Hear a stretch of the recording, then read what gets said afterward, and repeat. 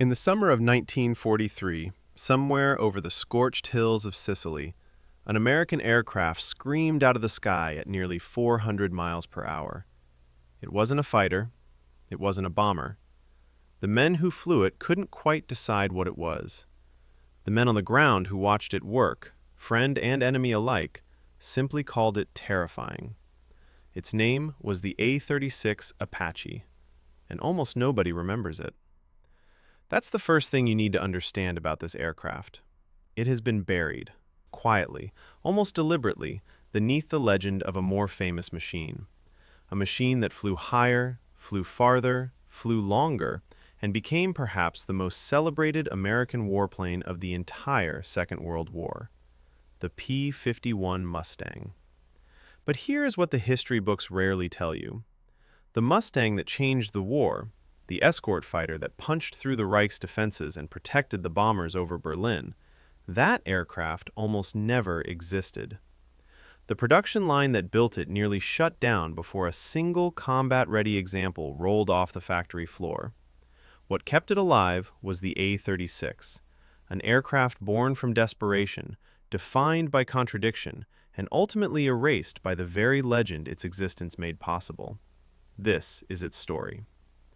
But to understand why the A-36 had to exist at all, you need to go back to a moment of institutional crisis inside the United States Army Air Forces, a crisis they would barely admit to at the time and have largely ignored ever since. By 1942, America had been at war for less than a year, and the strategic bombing doctrine that the U.S. AAF had spent a decade developing was already running into brutal reality. The Great Vision, precision, high-altitude, daylight bombing that would shatter enemy industry from 30,000 feet, that vision required escorts. It required fighters that could go where the bombers went. And in 1942, no American fighter could. The P-51 Mustang existed. North American aviation had designed it in an almost absurd 117 days in 1940, initially for the British Royal Air Force. It was a beautiful aircraft, aerodynamically elegant, with a laminar flow wing that was years ahead of its time. But it had a problem. A critical, potentially fatal problem. And that problem was sitting inside its engine cowling, the Allison V1710. A powerful engine at low altitude, a mediocre one at high altitude. Above 15,000 feet, the Allison wheezed. It struggled. It simply could not deliver the performance the US AAF needed for a frontline escort fighter. And so, the P-51, despite everything, had no American customer. North American's production line stood on the edge of collapse. What the US AAF needed in that moment wasn't another high-altitude fighter it didn't have the engine for. What it needed, desperately, urgently, in a way it was philosophically reluctant to admit, was something that could fly low. Something that could find German supply columns on a Sicilian road at 500 feet and tear them apart. Something that could peel off a bridge with a bomb and be gone before the flak gunners had finished swiveling their barrels.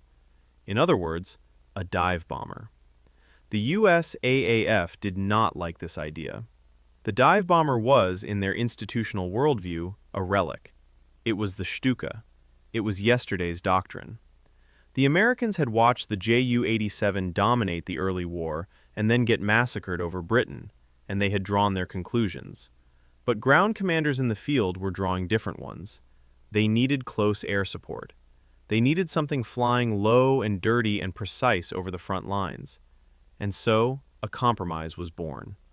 North American aviation would take the P-51 airframe, the very airframe that had no buyer, fit it with dive brakes, hang bomb racks under its wings, arm it to the teeth with 650 caliber machine guns, and call it a ground attack aircraft.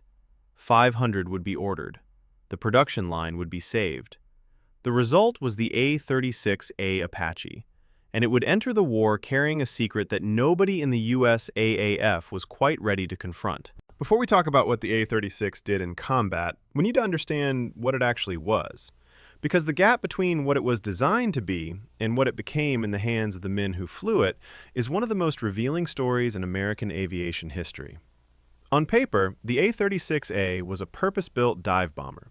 It was powered by the Allison V1 710-87 engine, producing around 1,300 horsepower, more than enough at low altitude. It carried two 500-pound bombs on underwing hardpoints, and it featured the innovation that was supposed to define it: perforated dive flaps, mounted on both the upper and lower wing surfaces, designed to slow the aircraft during a steep attack dive and give the pilot time to aim precisely before releasing his bombs. That was the theory. The reality was more complicated and more interesting. At low altitude, the A-36 was an exceptional aircraft. It was fast, genuinely, surprisingly fast, with a top speed approaching 365 miles per hour that made it one of the quickest ground attack platforms flying in any theater. It was agile, with responsive, fighter-like handling that came directly from its P-51 DNA. It was tough, with an airframe that could absorb punishment that would have shredded lesser aircraft. And its 650 caliber machine guns, 2 mounted in the nose, 4 in the wings, gave it a strafing capability that was, by 1943 standards, ferocious. Pilots who flew the A-36 often described it in terms that were almost affectionate. It handled like a fighter. It responded like a fighter. It felt, in the cockpit, like a fighter that happened to be carrying bombs. But the dive brakes were a different story entirely. In practice, the perforated flaps that were the aircraft's defining feature, the mechanism that was supposed to make it a precision dive bomber, caused severe aerodynamic buffeting when deployed in a steep dive. The vibration was violent enough to affect aim, violent enough to shake instruments off their mounts, violent enough that pilots came back from missions white-knuckled and shaken, not from enemy fire, but from the aircraft itself fighting them on the way down. The solution was improvised, pragmatic, and almost perfectly illustrative of how combat reshapes equipment in ways no engineer anticipates. The pilots wired the dive brakes shut. They simply stopped using them, and in doing so, they transformed the aircraft. The A-36 stopped being a dive bomber and became something the US AAF hadn't quite planned for: a low-level fighter bomber. Fast, lethal, aggressive, and flying at altitudes where every enemy gun position on the ground could take a shot at it. It was extraordinarily effective. It was also extraordinarily dangerous. The Allison engine, for all its low-altitude strength, had another vulnerability that mattered intensely at treetop height. It lacked the engine armor protection that would have made a difference when ground fire was constant, and the margin between a hit and a catastrophic loss of power was measured in millimeters. A radial engine, like the one in the P-47 Thunderbolt, could take a rifle round through a cylinder and keep flying. The Allison, inline and liquid-cooled, was more fragile. A single hit to the cooling system was often a death sentence. The men who flew the A-36 knew this. They flew anyway. Because when you are coming in at 500 feet at 350 miles per hour, and the target is a column of German armor on a Sicilian road, there isn't really a choice. June 1943. The Allied High Command is planning the largest amphibious invasion in history up to that point. Operation Husky, the invasion of Sicily, will put 160,000 men on the beaches of a heavily defended island, and the success of those landings will depend, in significant part, on what happens in the air. The 27th and 86th Fighter Bomber Groups have just become the first American units to take the A-36 into combat. They have been flying out of North Africa, working up their tactics, learning their aircraft, flying missions against targets in Tunisia and Pantelleria. Now they are about to find out what the Apache is actually made of. And here's the question that nobody in the US AAF could yet answer. The dive bomber concept had been discredited in Europe. The Stukas had been massacred over Britain. The doctrine that Japan used to sink battleships at Pearl Harbor depended on surprise and lack of opposition. In a contested sky over a defended coastline, against an enemy that was experienced, battle-hardened, and equipped with some of the finest flak artillery in the world, could a fast fighter bomber actually do the job? The answer would come over the next 18 months of some of the most brutal air combat in the Mediterranean theater, and it would reshape American air power doctrine in ways that echo to the present day. When the invasion of Sicily opened on the 10th of July, 1943, the A-36 units were already in the air before the first landing craft hit the beach. Their targets were the Sicilian road network, the bridges, the junctions, the supply columns that the German and Italian defenders needed to move reserves toward the beaches. Flying at low altitude, fast, hitting hard and pulling away before the defenses could react, the Apache pilots proved something important in the first days of the campaign. Speed, at low altitude, was its own form of protection. You couldn't easily intercept an aircraft that was already gone before your fighters scrambled.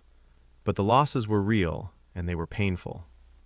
Low-level attack flying in 1943 was, by any measure, one of the most dangerous occupations a military pilot could have. Flak, light anti-aircraft fire, small arms.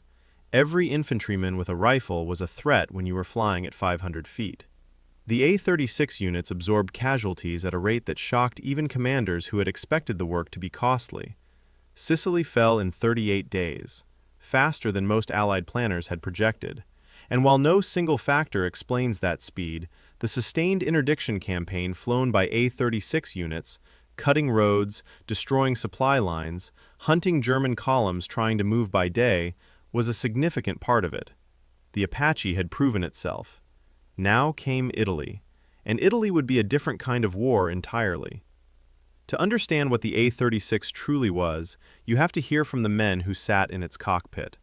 The pilots of the 27th and 86th Fighter Bomber Groups were, almost without exception, men who had trained as fighter pilots.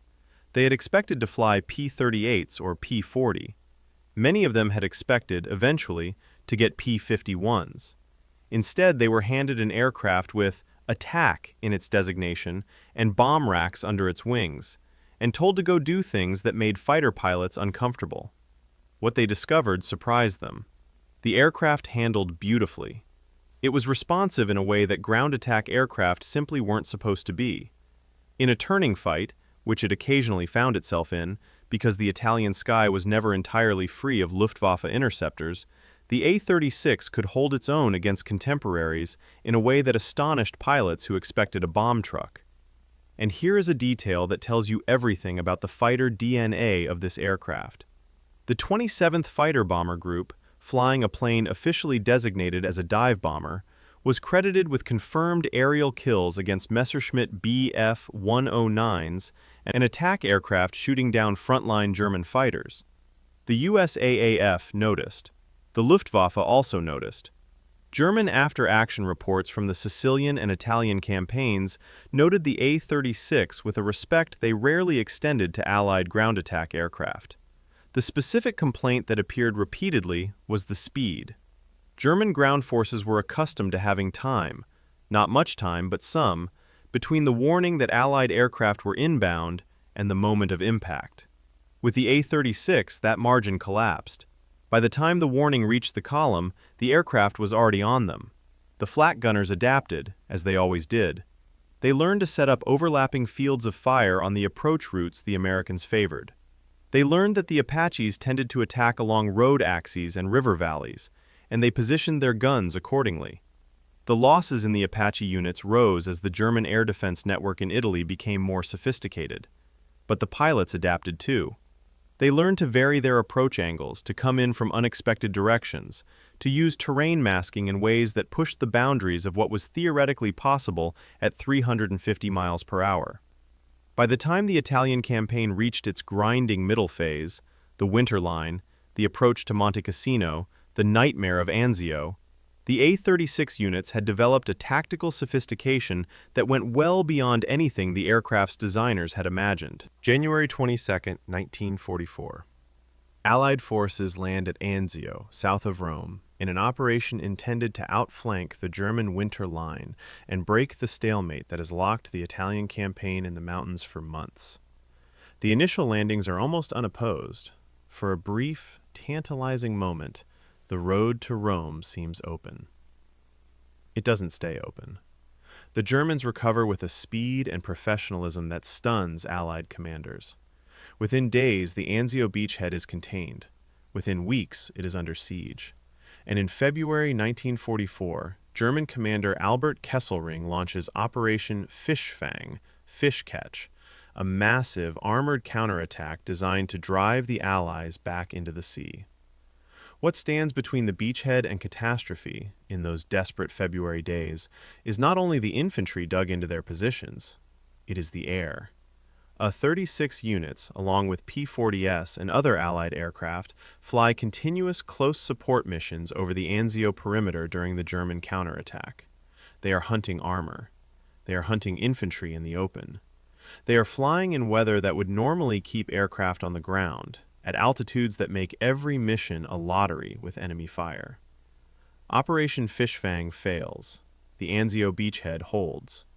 The contribution of Allied close air support to that outcome has been debated by historians ever since, but the men on the ground, the infantrymen who heard the engines and knew what they meant, had no doubts. The Apache was there when it mattered.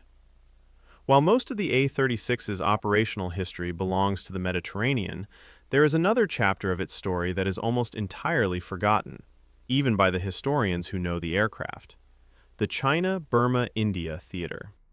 The 311th Fighter Group, flying A-36s out of bases in India, supporting one of the most grueling and underappreciated campaigns of the entire war.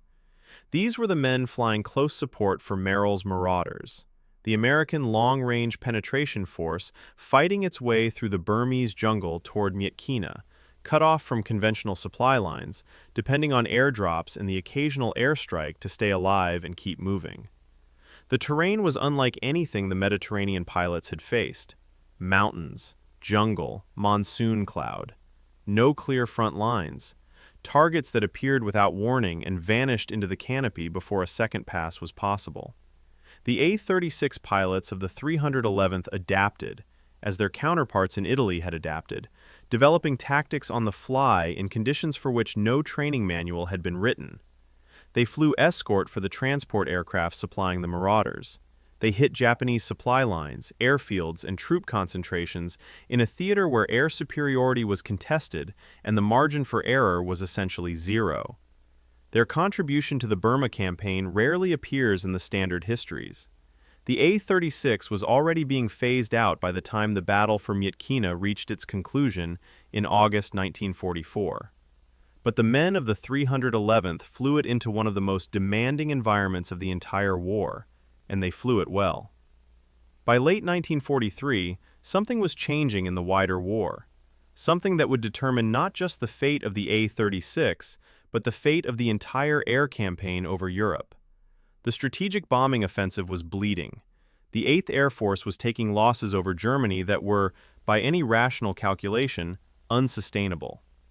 The October 1943 Schweinfurt raid, the second attack on the German ball-bearing factories, cost 60 B-17 and 600 men in a single afternoon. The great vision of unescorted precision daylight bombing was failing. What was needed was a fighter that could fly with the bombers all the way to Berlin and back. The range requirements were extraordinary. The performance requirements were extraordinary. In the autumn of 1943, nothing in the American inventory could do it. Except, as a handful of engineers and pilots were about to discover, a modified P-51 could. The modification was simple in concept and transformative in effect. Remove the Allison engine. Install the Rolls-Royce Merlin, built under license by Packard, with its two-stage supercharger that maintained power far above the altitudes where the Allison faded. Add fuel tanks. Extend the range. The result was the P-51B, and when it first appeared over Germany in December 1943, Luftwaffe pilots who encountered it couldn't identify it. At altitude, it was faster than anything they were flying. Its range was almost incomprehensible. It didn't belong, but it existed. And it existed because a production line had been kept alive by an order for 500 dive bombers that the USAAF hadn't quite known what to do with. The A-36 had saved the Mustang.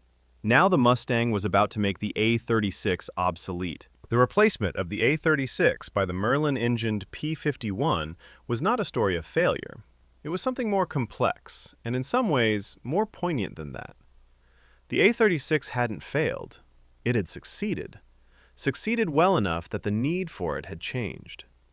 By 1944, the tactical requirements that had created it were being answered by aircraft that could do everything it could do and more.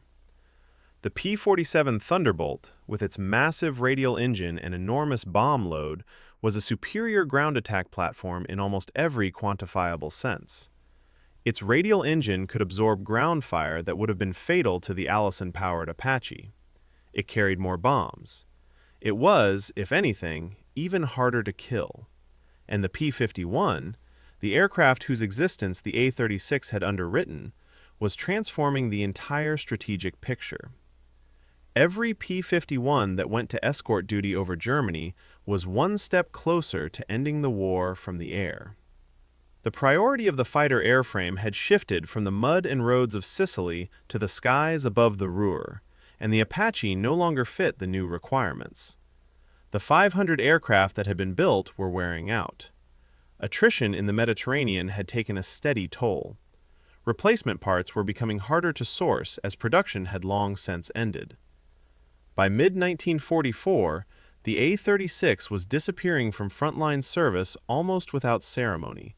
Unit by unit, airfield by airfield, the Apaches were replaced by P-47s and P-51s, and the men who had flown them either transitioned to new aircraft or cycled home on rotation. There was no decommissioning ceremony, no official recognition that something remarkable was leaving the inventory. The A-36 simply faded, the way things fade in wartime when the war has moved on. So what do we make of this aircraft, this forgotten twin of the most famous fighter of the Second World War? The easy answer is that the A-36 was a stopgap, a procurement solution to an industrial problem, an aircraft that served its purpose and was rightly superseded by something better. That answer isn't wrong, but it misses what the Apache actually was and what it actually proved. The A-36 was one of the first demonstrations that the future of tactical air power wasn't the Stuka model, the slow, specialized dive bomber designed to do one thing precisely. It was the fast fighter bomber, an aircraft nimble enough to survive in a contested sky, fast enough to be at the target before the defenses could fully react, and versatile enough to shift between bombing, strafing, and air-to-air combat as the mission demanded. Every A-10 Warthog, every F-16 carrying dumb bombs in support of ground troops, every fast jet rolling in on a close support run, they are all, in some genealogical sense, descendants of the philosophy that the A-36 proved in the skies over Sicily and Anzio. And then there is the other legacy, the one that is harder to quantify but impossible to ignore.